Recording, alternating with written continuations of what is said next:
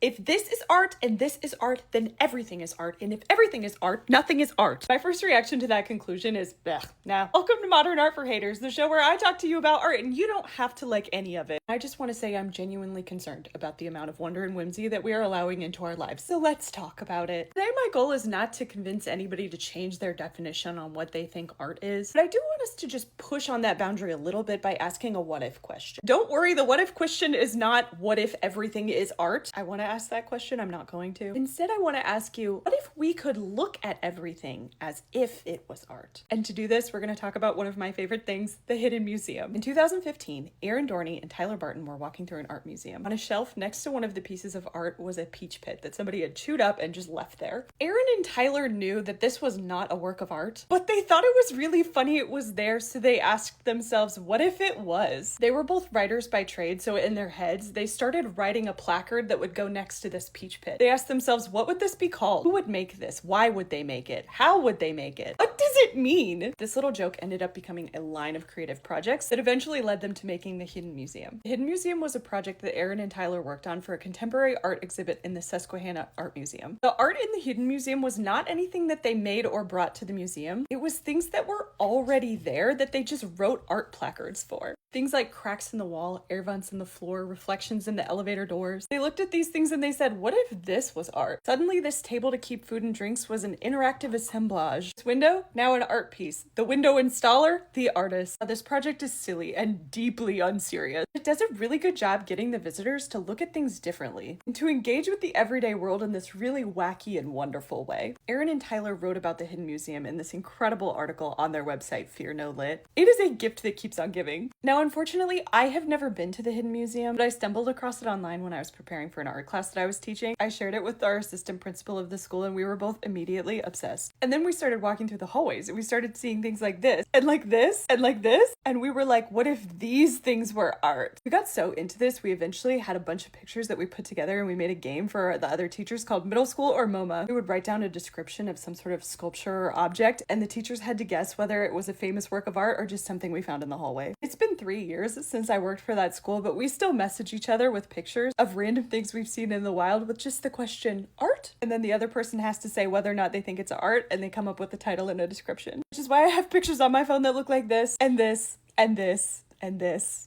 and this. You may be thinking, well, that's fun, but like, what's the point? And I think the thing is that sometimes when we approach viewing or making art, we think of it in this scarcity mindset, almost with this thought that if we regard one thing as art, then it makes something else less valuable. But think about this. If I look at this piece of cheese that a bunch of teenagers at the place I work framed, and I call it art, does it make this painting any less beautiful or impressive? No. Somebody can make something as simple as this and we call it art. Will people stop pursuing other forms of art that are more difficult? I don't think so. And do you know how I know? Because almost every single one of us went to class with a girl who would write all of her notes out in class and then spend all of study hall rewriting them but prettier so she could work on her calligraphy. She didn't do it because it was easy. She did it for the love of the game. And there will always be artists who make their art for the love of the game. Now, I know that it's not like scarcity doesn't exist in the art world because there is limited money to spend on art. There is limited museum space and there are limited seats in art programs. But for the average viewer, especially in an age where it is easier than ever to view and share art, having the ability to see anything as if it's art only maximizes the amount of wonder and creativity that we have in the world. And I don't know about you, but I don't hate that.